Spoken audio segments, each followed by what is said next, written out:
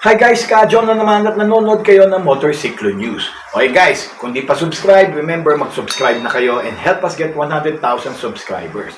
Okay, ngayon bike review naman tayo ulit at pag-usapan natin ang bagong-bagong labas lang na Suzuki Bergman Street 125 EX. Yes, ito na po yung bagong EX na hinihintay ng ating mga Suzuki fans. Okay, panoorin natin to.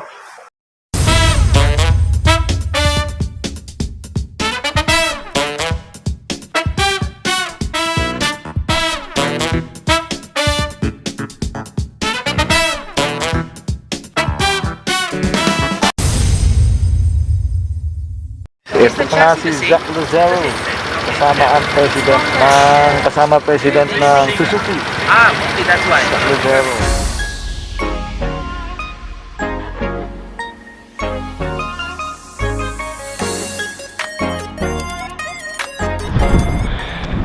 So yun nga, nandito tayo ngayon sa Suzuki plant sa may Carmel Ray, no? Industrial Park sa may Laguna area, no? Syempre ito na, tignan natin ang Suzuki Bergman Street 125, yung EX. Anong nga ba pinagkaiba nito? Tara. Yan. Tignan natin. Okay guys, no? Eto na. Tatabi na natin ang Bergman EX. Alright. Yan. Tignan natin yung mga pagkakaiba niya doon sa regular o na unang Suzuki Bergman. Okay, tignan natin. First off, let's look at its aesthetics. Yan. Pareho po ang itsura niya dun sa nauna. Ang pagkakaiba lang, syempre, is yung gulong. Mapapansin nyo, 12 na yan. Yung dati po ay G's. Okay. And of course, ito pa ang pagkakaiba. Mas malaki na po ang kanyang instrument cluster. Ang instrument console, no? Ito pong speedometer. At pag binuksan nyo, yan, may go pang lumalabas. Alright, nakita nyo po ba yan? And still you have trip A, trip B, of course, and the full odometer. And syempre, ito makikita nyo yung inyong parang voltmeter.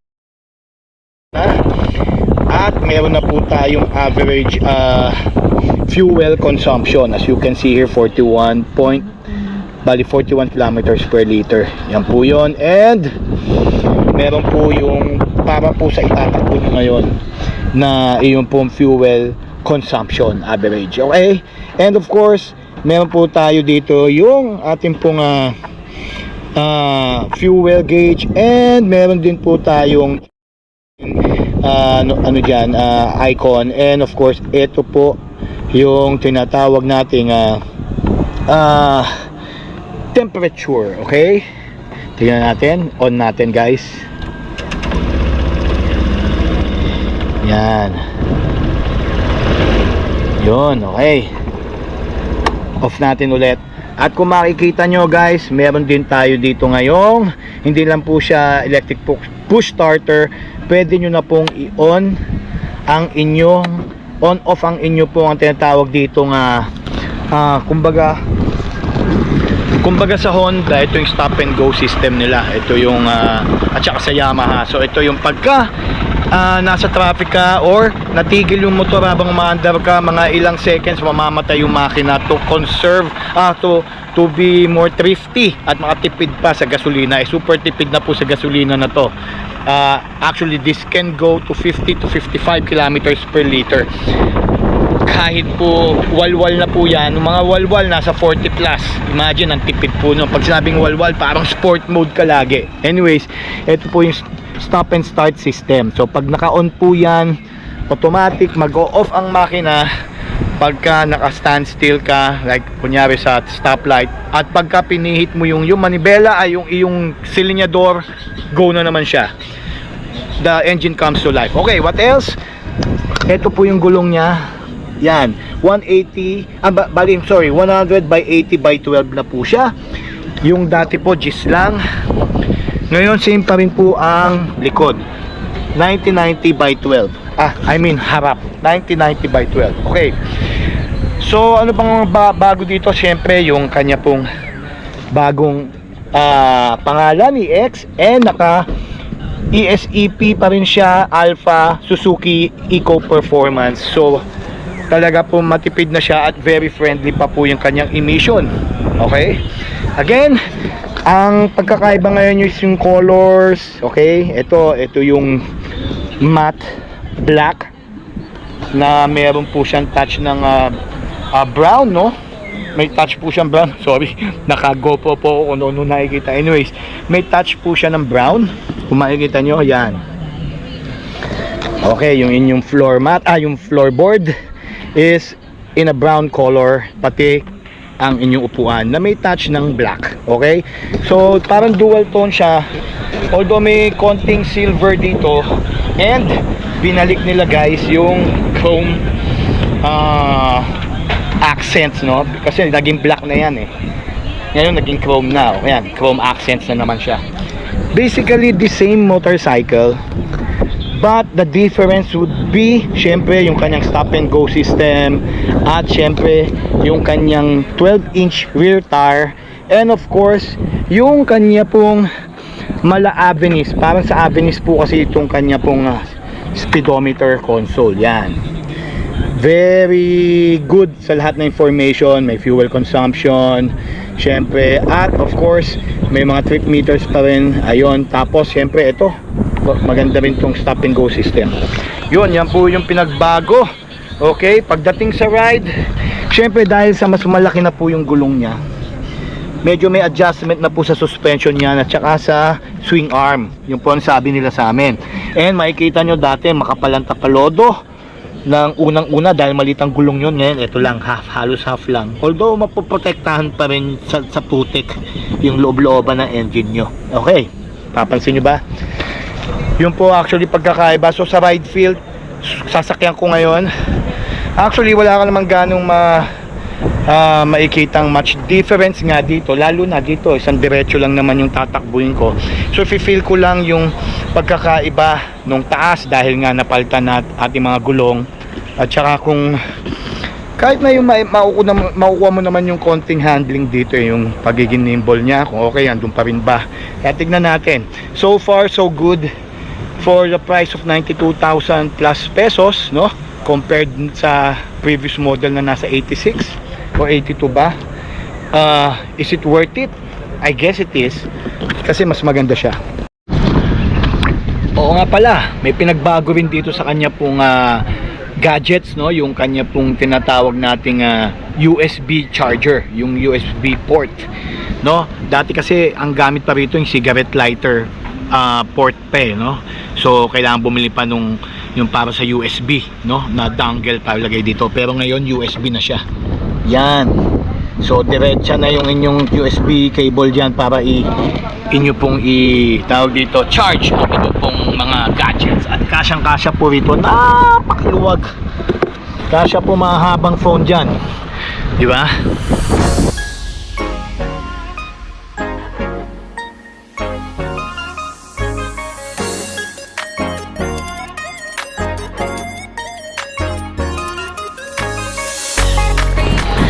So yun guys, ganun pa rin ang size ng kanya pong underseat compartment. Hindi pa rin kasya mga full face helmet, pero maluwag po to, marami na kayong may lalagay dito.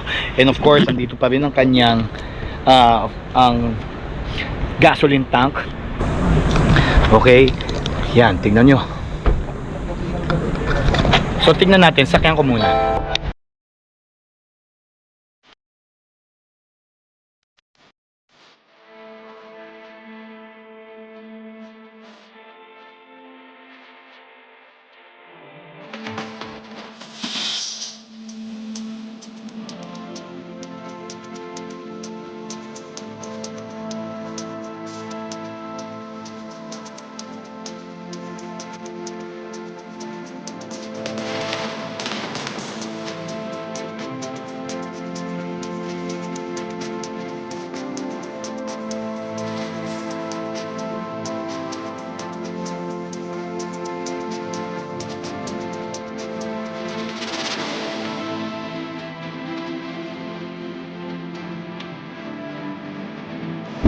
So okay guys, ngayon sasakyan na natin. Tignan natin kung may difference ba.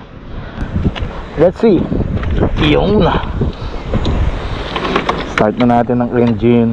So pag nakita nyo may lalabas na go, diba, rock and roll. Okay, ayun pala yung nabanggit, hindi ko nabanggit. Very smooth na po yung kanyang starting system. Kasi yung kauna-unahan po nito, yung unang model po nito, yung ang starting system no, medyo laging galit. Yung talagang parang sumasabog pag nag-i-start. Ngayon katulad na po ito ng Avinis, pagdating sa starting system niya, quiet starting na po siya. Okay. Yan, sa mga 100 meters lang ata yan. Okay, let's see. Okay, sa unang-unang sakay, medyo mataas siya, no? At medyo mas matalbog ang suspension nito compared dun sa previous, no? Kasi syempre medyo mas mataas, so I think mas mataas na rin kasi yung suspension system nito, saka yung kanyang swing arm, kaya medyo mararamdaman mo na yung, alam mong taller siya, no? At kasi yung una, no, lapat na lapat ang pakiramdam dun sa kalye kasi mas mababa yun eh.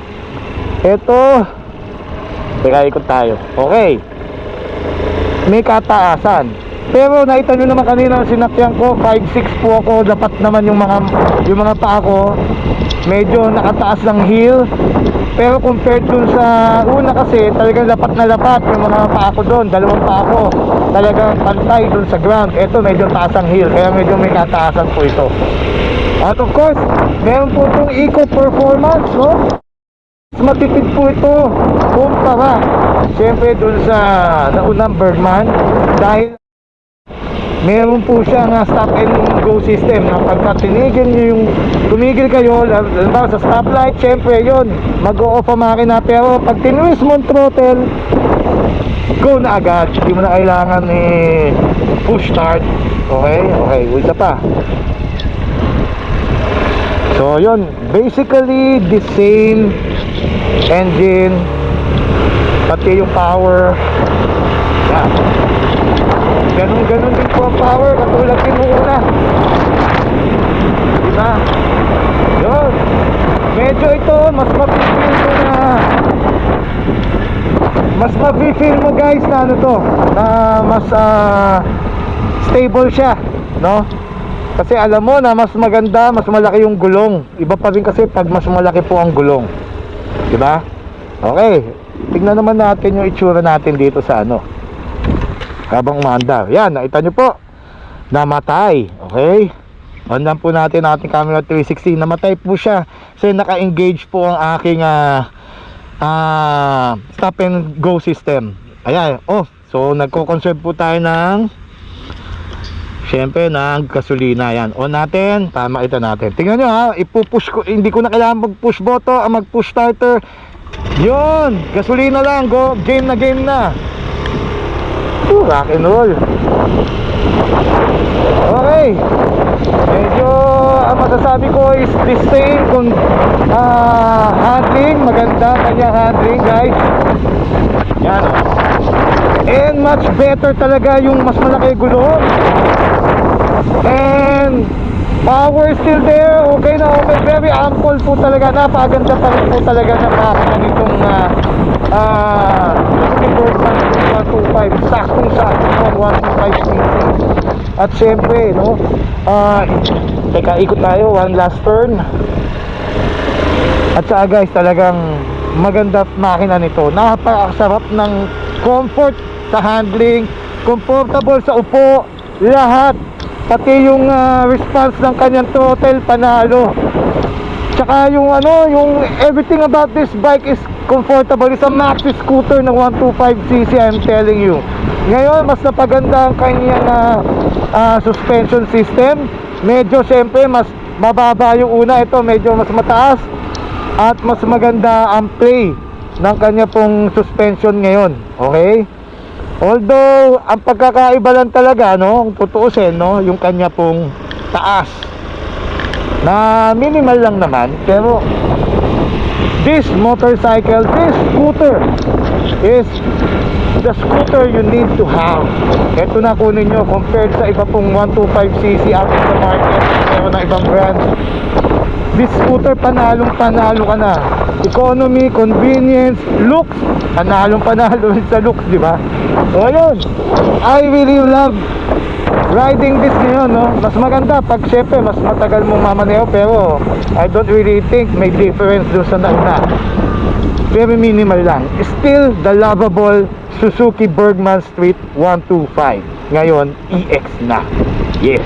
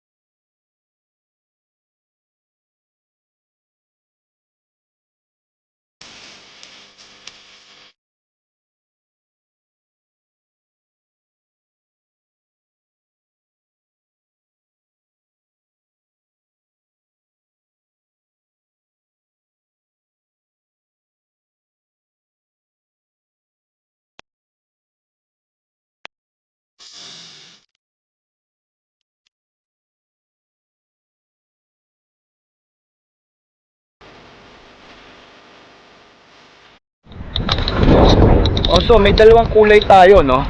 Ito, yung kanyang bronze color at ayun po ang black color. So, ngayon, kung ako tatanungin nyo, mas gugustuhin ko tong bronze. Iba talaga, very executive ang dating niya. Kaya EX eh. Tsaka very ano talaga siya, yung social ang datingan nitong bronze color. But nothing against the black color. The black is still looking good. Maganda pa rin at alam na alam mo na executive pareho. But I'm telling you guys, this color, mas lalo na pag nakita nyo personal, panalong panalo po. Ito pong bronze color. Yan. Tingnan natin na, walk around natin. Woo! Nice. Look at that. Mas lalo na at mayroon pang accent ng chrome, di ba? Mas poging-pogi po talaga. Yan. Look at that.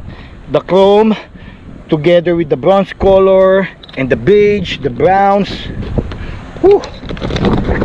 Ang kapal, di ba? Panalong-panalo po talaga ang bagong Suzuki Bergman Street 125 EX.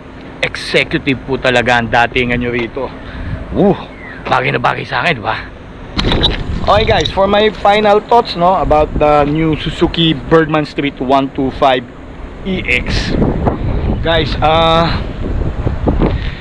compared dun sa nauna, no, let's say ilan lang naman na nabago when it comes to the aesthetics, no, pero talaga mafe-feel mo yung difference. Para kang bumili ng iPhone 13 at iPhone 14. Halos pareho tsura, pero yung difference milya-milya. Magkaroon ka ng ganyang kalaking gulong, yung saktong-sakto sa body niya, mas lalong magwapo. Tingnan nyo naman, yung aesthetics niya talagang very balanced na yung kanyang design, no? Mas lalong pumogi at mas lalong lumabas ang kanyang maxi scooter look, okay? Tsaka yung maxi scooter feel nandun, okay? Aside po dun sa gulong niya, syempre the new colors are really brilliant, panalong panalo. And what else? And yung bagong speedometer console, ito yung instrument console, yan really is something to be proud about pagka meron kayo nito. Kasi nga, again, andun na yung mga needed information na kailangan mo, yung mga kilometers na tinakbo mo at kayang takbuhin ng gasolina mo, at yung pagkatipid niya, at lalong tumipid nga, di ba? Dahil eco performance na, no? Naka SEP na po to, talaga pong very economical na po pagdating po sa fuel consumption at saka sa ini-emit niyang tawag dito, yung kanya pong emission, no? Tapos syempre yung kanyang stop and go system. Ang laking bagay po nitong stop and go system na yan, mga guys. Panalong panalo yan, nakatipid po talaga yan. And syempre smooth na ang kanyang starting. Ito, painggan natin ang starting niya. Painggan nyo, guys. Diba? Smooth na smooth. Yung dati kasi parang pero ngayon smooth na. But still the same engine, panalong panalo pa rin. Okay, off na natin ulit. Okay, overall sa mga changes na ilagay dito sa EX, mas nagmukhang classy pa siya. At tingin ko mas dadami pa to sa kalye. Guys, for the difference of 10,000 pesos, kasi 82 yung before, ngayon 92,400. Panalo na po kayo dito, guys. Totoo lang. O yun, sana po kung gusto nyo po makita mga in person ng mga bagong Suzuki Bergman Street 125EX, punta lang po kayo sa mga Suzuki dealership. Andyan po, kalat po yan, no? May Wheeltech, meron po tayong Motor Trade. Makikita nyo po yan, sakyan nyo. Baka yung iba, may mga friends na kayong meron, mag test drive kayo. Pero masasabi ko lang, ako po kumbaga, I will assure you guys na this is one of the best scooters for everyday use. At kahit na biyahe mo pa ng malayo, tulad ako, bumiyahe ko 6 hours straight, wala akong problema sa nauna kong Bergman. Paano pa kaya ito? This Bergman really is the thing to have inside your garage. Okay guys, yun po ang Suzuki Bergman Street 125EX. Sana nagustuhan nyo ang aming review. Okay, sa susunod po natin ulit pagkikita. Remember, Jesus loves us all. And guys, see you next time. Ako po ulit si Kadyo.